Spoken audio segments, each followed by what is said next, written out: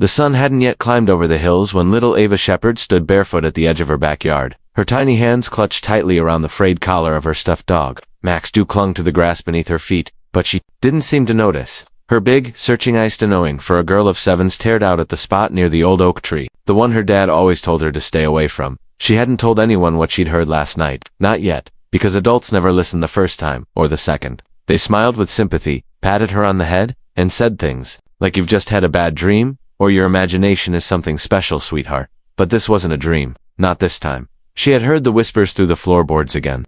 Heavy footsteps, a sound like metal scraping against earth, and that strange, muffled sob, low and aching, like it came from somewhere below the ground. She'd tiptoed down the stairs, careful not to wake Grandma Edith. She'd pressed her ear to the back door and waited. Then silence, followed by her father's voice in a tone she had never heard before. "Please forgive me." That was when she knew something had happened, something real, something that grown-ups would try to ignore. Again. So at 6:07 a.m., Ava walked across the street to the small-town police station, still in her pajamas, her face flushed with determination. The desk officer, a balding man named Terry, with a fondness for jelly donuts, looked up from his paperwork and blinked. "Sweetheart, are you lost?"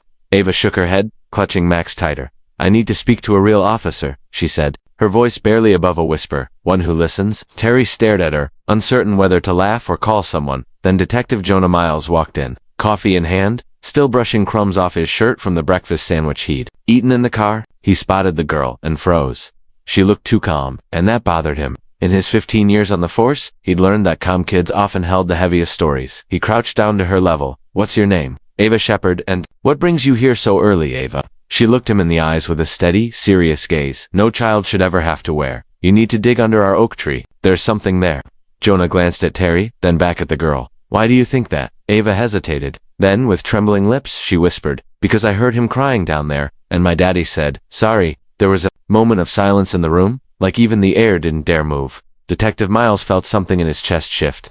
It was the same feeling he'd gotten on the Blake case 2 years ago, when a child had drawn a map that led them to a missing mother. He didn't brush her off, not this time. An hour later, 2 squad cars and a forensic van parked in front of the Shepherd home. Yellow tape had been wrapped around the backyard, but Ava stood beside it, watching quietly. She refused to go inside. She refused to eat the muffin Officer Terry offered. She simply waited, her stuffed dog tucked under one arm, eyes fixed on the spot near the oak tree. The digging started just after 9. 2 officers with shovels worked carefully, glancing back at Detective Miles every few minutes. He stood nearby, arms folded, jaw tight. Ava hadn't spoken since she showed them where to dig. Then the first shovel hit something hard. Not rock, not root. Plastic. A hush fell over the yard. The sound echoed like a secret being shouted in a cathedral, the kind of sound that demanded stillness. One of the officers crouched down, brushed away more dirt, and paused. "Detective," he called, out, voice uneven. "You better see this." Jonah stepped forward slowly, each footfall heavy. As he looked down, Ava came up beside him. She didn't flinch, didn't gasp. Her eyes only softened, like she had been waiting for this moment far too long. "I told you," she whispered again. "I told you he was there." The officer gently lifted something from the soil, something wrapped in faded blue tarp, smeared with earth and time. As the tarp peeled back, revealing the corner of a box marked with the name of a missing man reported almost 2 years ago, everything stopped. No one spoke, not the officers, not the neighbors who had begun to gather. Not even the wind dared move through the trees. Ava didn't cry. She simply reached down and held the detective's hand. "My daddy didn't want to be bad," she said, her voice trembling but steady. "He just didn't know how to fix it." Detective Miles looked down at her, this little girl in mismatched pajamas, and knew 2 things with complete certainty. She had just cracked open a case no one thought still mattered, and from this moment forward, no one would ever ignore her again. The next morning, the sleepy town of Fair Hollow was anything but quiet. Police tape fluttered like a warning flag around the Shepherd's backyard. News vans lined the curb by noon, and curious neighbors peeked through curtains or leaned over porches, whispering theories that grew wilder with each retelling. But inside the station, away from the whispers and camera flashes, Detective Jonah Miles sat at his desk, the corners of his file folder curling from the damp tension in the air. What had started with the quiet voice of a 7-year-old girl now threatened to shake the foundations of an entire town. The tarp-wrapped box recovered beneath the oak tree had been sealed, marked faintly with the initials TJ. Inside, investigators had found personal items, an old watch with initials engraved on the underside, a torn family photo, and something far worse, evidence that pointed not just to a missing man, but to foul play. Timothy Jennings, a handyman, who vanished 18 months ago. Last seen walking toward the Shepherd Street after fixing a fence at the Dobbins property, 2 blocks over. Everyone thought he had skipped town. Rumors had swirled money problems, gambling debts, or that he'd just up and left like people sometimes do when life grows too heavy. But Ava had unknowingly unearthed a truth that no one was prepared to face. Jonah leaned back in his chair and rubbed his temple. Ava's words from the day before echoed in his mind. My daddy didn't want to be bad. There was pain in that sentence. A child's attempt to make sense of something far bigger than herself, something she'd probably carried alone for far too long. And the more he read about Mason Shepherd the father, and questioned, the less sense it all made. No violent history, no criminal record, a few parking tickets, a single arrest from years ago during a protest at a lumber yard, which had been dismissed. Nothing that screamed danger or malice. And yet, something about this whole story didn't add up. Detective Miles decided he needed to speak with someone who knew Mason more intimately. Someone who saw the man when no one else was looking. He didn't have to think hard. By late afternoon, he found himself sitting in the living room of Edith Weaver, Ava's 78-year-old neighbor and self-appointed guardian angel. The cozy space smelled faintly of cinnamon and lavender, and photos of smiling children and long-past loved ones lined the mantel. A kettle whistled softly in the background. I told them, Edith said, settling into her floral armchair with a sigh. I told them that man wasn't what they thought. Jonah looked up, and what did they think? They thought he was useless. She replied sharply, that he was lazy, broken, a ghost of a father drifting through town with nothing to offer but trouble. But he wasn't. Mason adored that little girl. You ever see a man come home after a week away just to bring his daughter a handmade birdhouse with her name carved on the side? Or show up at her school recital in paint-stained jeans and clap louder than anyone? People forget those things. Jonah nodded, taking notes but more interested in her tone. Did you ever hear anything strange from next door? Something that might help us understand what happened. Edith pursed her lips. I heard arguing a few times. Not between Mason and Ava. He never raised his voice at that child. But late at night, he'd be out in the yard, talking to someone. Once I looked out and saw a hen digging. That's when he was still working on that broken garden bench. Or at least, I thought he was. Jonah leaned forward. Do you remember when that was? She squinted at the ceiling, thinking, maybe spring of last year? A month or so after, that handyman disappeared. There were strange cars pulling up too. Men with jackets that didn't belong in this neighborhood. I thought maybe he'd taken up side jobs, but looking back, her voice drifted off, uncertainty clouding her expression. Later, that night, back at the station, Jonah stood at the evidence board. Red thread, linked photographs, timelines, maps. The Shepherd backyard sat at the center, but something gnawed at him. If Mason was truly responsible for what had been buried there, why had he never run? Why not leave Ava with someone? Disappear. Like the others? He pulled the coroner's preliminary report from the file pile. No official cause of death yet, but early signs suggested blunt force trauma. No defensive wounds, no blood in the tarp. Whatever happened, it had been fast, quiet, controlled. Jonah looked at the wall clock. It was nearly 11 p.m. Ava was still being kept with social services for the night, but he needed to see her again, not to interrogate. To understand, he made a call. The following morning, Jonah sat across from Ava in a brightly lit room with a stuffed giraffe in the corner and a mural of clouds and kites on the wall. She sipped apple juice through a bendy straw, Max clutched close to her chest. A counselor sat quietly in the background. Jonah spoke gently. Ava, do you remember when your dad started acting different? She nodded slowly. He got quiet. He stopped making our paper airplanes. He always made them on Tuesdays. Did he tell you anything? Anything that scared you? Her lip quivered slightly. He said, he made a mistake. That the man wasn't supposed to come back, and that if anyone found out, we'd have to leave again. Jonah's breath caught. Leave again? You've moved before. Ava nodded. Before Mommy died. We lived in 3 places. Always left when Daddy said it wasn't safe anymore. That changed everything. Jonah's mind reeled with possibilities. What if Mason wasn't running from justice but from something else? What if Timothy Jennings' death hadn't been a planned act, but a consequence of something far more tangled? He leaned in gently. Did your dad ever tell you who he was running from? Ava blinked, as if searching through memory. Then she whispered something so soft. Jonah almost missed it. He said, the people he used to work for never forget, and they never forgive. The detective sat back, stunned. There was more to this story, far more than anyone had dared believe. And as Jonah left the room, the weight of a town's assumptions pressing down on him, he knew they'd just brushed the surface of a secret buried deeper than any backyard. The morning fog hadn't yet lifted. From Fair Hollow, when Detective Jonah Miles pulled into the town archives, a place most officers avoided unless they were chasing permits or retirement paperwork, dust hung in the air like time itself refused to move forward. But Jonah wasn't chasing old ordinances today, he was chasing ghosts. The kind that wore clean shirts and smiled in church pews while hiding their true faces behind perfect lawns and polite handshakes. He was chasing the truth about Mason Shepherd. Ava's words clung to his thoughts like dew on grass. The people he used to work for never forget, and they never forgive. It didn't match anything on Mason's official records. No military service, no federal employment, just a man with a spotty work history and a knack for fixing things. But Jonah had been a detective long enough to know that sometimes the most dangerous men were the ones smart enough to leave no paper trail. He spent the morning combing through old newspaper clippings and microfilm, pulling at threads that had long since been buried. Finally, a name surfaced. A minor headline from a small-town paper across the state, dated 7 years ago. Warehouse fire under investigation, one man questioned and released. The article included a blurry photo of the scene, and standing in the corner, behind a paramedic, was a younger Mason Shepherd. Jonah's heart beat faster. The article mentioned that the warehouse belonged to a private contracting firm, one that had been under quiet federal investigation for misuse of subcontractors in overseas operations. The company had since dissolved, records sealed, but the direction was clear now. Mason wasn't just running, he was hiding. And Timothy Jennings. Maybe he wasn't just a random handyman, maybe he wasn't even the real target. Maybe he was a message. Back in the station, Jonah slammed the file shut and pulled out his phone. He dialed Detective Sienna, part from the State Bureau, a contact he rarely used but someone who owed him a favor. "I need a quiet trace," he said, the moment she picked up. 7 years ago, company called Garrison Tech Logistics. One of their contractors might have changed his name. "I think he's living here under the name Mason Shepherd." Sienna whistled softly. "That name's cold. We had an open file on a witness who vanished around the same time, claimed he saw something overseas, something that was never supposed to get out." Jonah felt his throat tighten, and he was supposed to testify. 2 days before his deposition, the safe house caught fire. They ruled it an accident. Witness never seen again.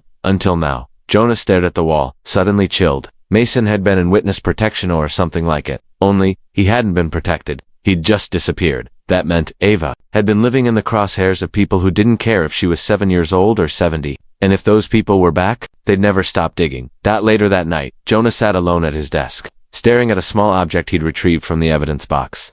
A folded origami, crane delicately crafted, edges worn from tiny fingers clutching it for comfort. It wasn't evidence of a crime. It was proof of love. Mason may have buried a secret, but he had done it to shield his daughter from something bigger than one man's mistakes. The problem was, secrets don't stay buried forever, especially not in small towns. At that exact moment, a quiet knock echoed from the side entrance of the station. An officer hurried in. "Wide-eyed detective, you're gonna want to see this." Jonah followed him through the hallway to the front desk, where a stranger stood tall with sunburnt skin and eyes that scanned every inch of the room like a man used to measuring danger. "I heard about the girl," he said flatly, "and I think I know who's coming after her." Jonah narrowed his eyes.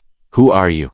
The man pulled a crumpled photo from his coat pocket and slid it across the desk. In it, Mason stood beside a group of men in tactical gear, all younger, harder, but unmistakably him. "I served with Mason," the stranger said quietly, "and if they're looking for him again, it's not about what he did, it's about what he saw."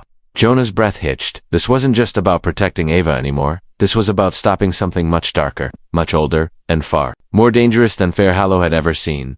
The night Ava stopped speaking, the stars were out to many for such a small sky. Mrs. Dalloway's porch light buzzed across the street. A dog barked 2 blocks down.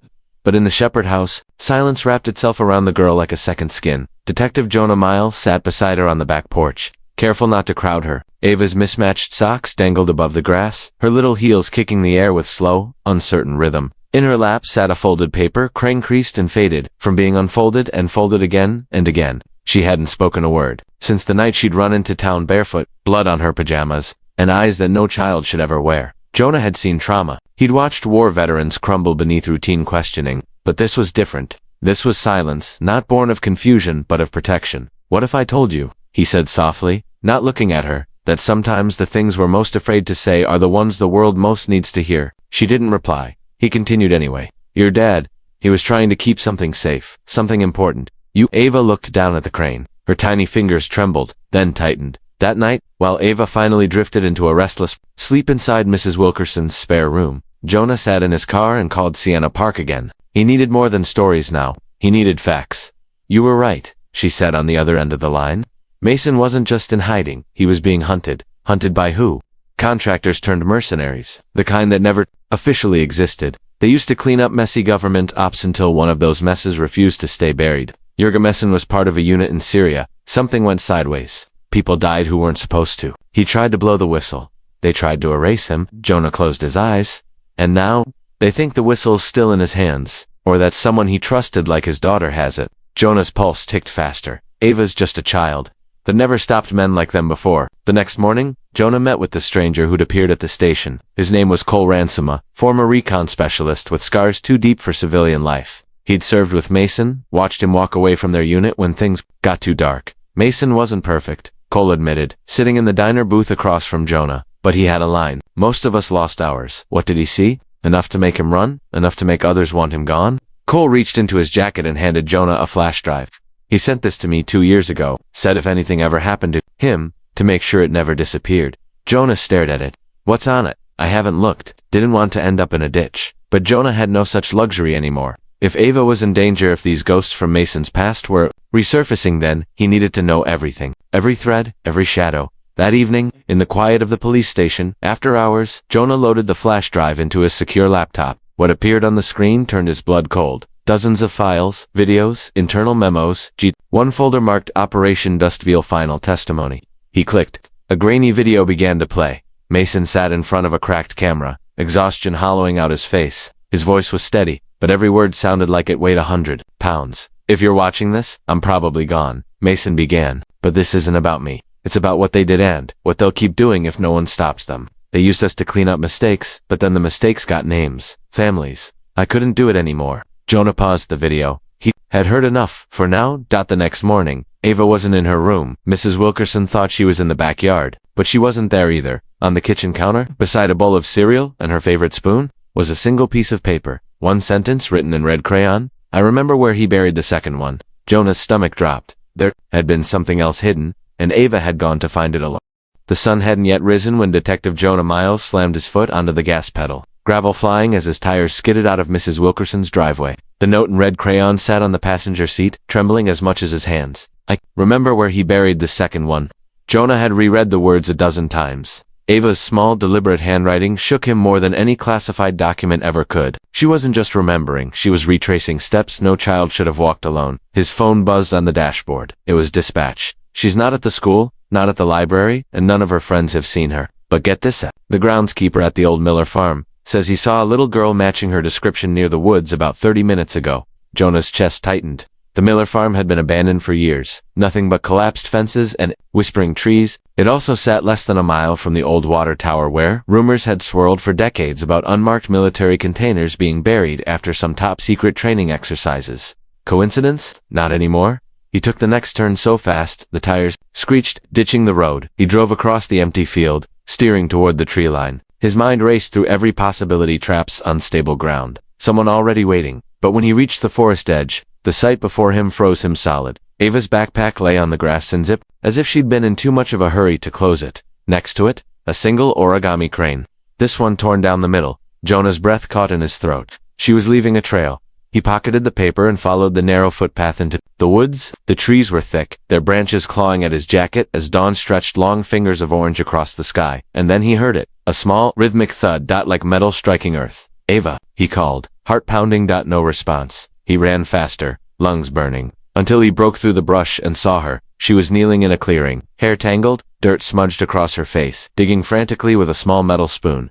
Jonah rushed to her, but she didn't flinch. Her eyes were locked on a patch of earth. He told me about this spot, she whispered. The night before they came, he said if something happened to him, and the first box wasn't enough, to remember the place where Mommy's laugh used to echo. Jonah's throat tightened. Your mom's laugh. She used to bring us here every spring. For picnics, we would lie on that hill and count clouds. Ava pointed to a gentle slope nearby. He crouched beside her, helping scoop away dirt. Within minutes, their fingers struck something hard, a weathered plastic case. Jonah brushed it clean and cracked it open. Inside another flash drive, several photos, a weathered notebook, and a military dog tag stained with rust and blood. But it was the envelope on top that stopped him cold. It had his name on it, Jonah Miles. His fingers trembled as he opened it. Inside was a single page, written in Mason Calloway's bold, purposeful handwriting. If you're reading this, Jonah, I didn't make it, but you did. You made it to her. That's all that matters. Everything you need to expose the truth is here. But be warned, they won't stop. The men I crossed, they don't forget, and they don't forgive. I never intended to leave this burden to Ava. I prayed I'd still be here to walk her through it. But if I'm not, she chose you, which means you're the kind of man I hoped she'd find. Protect her, not just from them, but from the weight of knowing too much, too young. And if it ever feels like it's too big, remember what you told me that night in Holding, when I was just a drunk and a disappointment. People only stay lost if no one's looking for them. You looked for me then. Look after her now. Jonah folded the letter slowly, heart pounding. He looked at Ava, who was now carefully placing the items back into the box with gentle hands as though returning memories to their place. Your daddy trusted you, Jonah said softly. No, Ava replied, finally looking him in the eyes. He trusted you. As Jonah stood, he turned toward the direction they'd come from and saw it, a figure, watching from the trees, not moving, not approaching, just waiting. He reached slowly into his jacket, hand wrapping around his badge with one hand, and his sidearm with the other. But when he looked again, the figure was gone. Ava tugged on his sleeve. They're coming again, aren't they? Jonah didn't lie. Yes. Her voice didn't tremble. Then we better get ready. Asterisk, the silence that followed Ava's question wasn't just still, it was charged. Like the air before a summer storm, when everything seems to hold its breath. Jonah didn't respond immediately. He couldn't. He stared into the woods, where the mysterious figure had vanished like smoke. Every instinct in him, every ounce of training screamed that this was no longer just about a missing man or a buried box of secrets. This was bigger, much bigger. He looked down at Ava, standing barefoot in the dewy grass, her clothes rumpled and hands streaked with dirt. But there was steel in her spine. She hadn't run, hadn't cried. She dug, and now, she waited, like a soldier awaiting orders. We don't run, she said, answering her own question. We tell the truth. Jonah felt something shift inside him. This little girl, this brave, fierce child, was the heartbeat of a story that someone had tried desperately to silence. He picked up the box and the backpack, gently guiding her back through the woods. Every step felt like stepping deeper into a war he hadn't chosen, but couldn't walk away from. They arrived back at Mrs. Wilkerson's, just as the sun broke through the treetops. She was waiting on the porch, clutching a cup of coffee with trembling hands. But when she saw Ava safe, she exhaled like she'd been holding her breath for a lifetime. She found another one, Jonah said quietly, showing her the box. The old woman didn't flinch. Then it's really starting. Mrs. Wilkerson wasn't surprised. In fact, she seemed to know more than anyone else had. She invited them inside, drew the curtains, and sat across from Jonah at the kitchen table while Ava showered upstairs. Before Mason moved here, she began, he wasn't just some wandering carpenter. He worked with a contractor who did freelance security work for government projects mostly overseas, not officially military, not officially anything. Men like that don't quit. They disappear. And when they try to come back to ordinary life, they carry ghosts most folks can't see. Jonah listened in silence, every puzzle piece clicking painfully into place. Mason wasn't dirty, she said, but he found out someone else was. Someone high up. He threatened to talk, to turn over files he had kept hidden in case things went south. And they did, Jonah said, jaw tight. Mrs. Wilkerson nodded. He didn't trust many people, but he always said if it ever came down to it, he hoped you'd be the one still standing. Upstairs, Ava came down dressed in one of Mrs. Wilkerson's oversized t-shirts, her hair damp but combed. She held something in her hand. The flash drive, she said. There's a video on it. I saw part of it on Daddy's old computer once, but he shut it off before I could finish. I didn't understand it back then. Jonah took the drive carefully and inserted it into his laptop. The screen flickered. Then Mason's face appeared. Not the disheveled man Jonah had cuffed years ago, but a soldier. .com/clearride, standing in a desert with choppers roaring in the distance behind him. If you're watching this, Mason began, then I'm either dead or running. And either way, the people coming for me won't stop. Not until every piece of the puzzle is gone. He held up documents, names, coordinates. He told of a covert operation buried under layers of false identities and shell companies, of children taken from conflict zones for research, of whistleblowers who'd vanished, their families threatened or framed. They said I was just a contractor, said I signed the papers, but I saw what they did. Jonah's blood ran cold. This wasn't a conspiracy theory. Mason had evidence, photos, dates, voice recordings, enough to start a firestorm if it got into the right hands. As the video ended, silence blanketed the room. What do we do now? Ava asked softly. Jonah stood, his voice low but firm. We go public, carefully, with protection, with press, with proof. You were never supposed to be part of this, Ava, but you are. And now we fight not just for your father's name, but for every name they tried to erase. The plan formed quickly. Jonah called in a favor to an old friend at the State Investigative Bureau, someone he trusted with his life. They arranged a secure location, encrypted backups, and a small press briefing with journalists who still cared about truth over ratings. But the real battle began that night. When word of the press conference leaked, so did threats. Anonymous calls of fire set outside Jonah's apartment, a car that tried to run them off the road. Still they pressed on. The morning of the briefing, Ava stood at the podium with Jonah by her side. Her voice trembled at first but grew stronger with every word. My dad wasn't perfect, but he was good. He gave me codes to stay safe, stories to understand the world, and his whole life to protect people who couldn't protect themselves. She held up a single photo, her father, holding her as a baby, standing in front of their tiny house. They said he was dangerous, but the only danger he posed was telling the truth. The room fell silent. When the files were released, everything changed. Senators launched investigations. Military contractors were indicted. Hidden graves were uncovered. But more than that, Mason Calloway's name was cleared. In the weeks that followed, Ava returned to her school, still small and quiet but no longer unseen. She wore her mismatched socks like a badge of honor. And every morning, she walked past the rose bushes, now blooming brighter than ever, and whispered, "We did it, Daddy." Jonah visited often, sometimes with files, sometimes with ice cream, always with his badge clipped to his belt and a soft look in his eyes, because he knew that some stories weren't just about justice, they were about belonging. And Ava, brave and brilliant Ava, had reminded the whole world that the truth doesn't stay buried forever, not when a child decides to dig it up. Asterisk.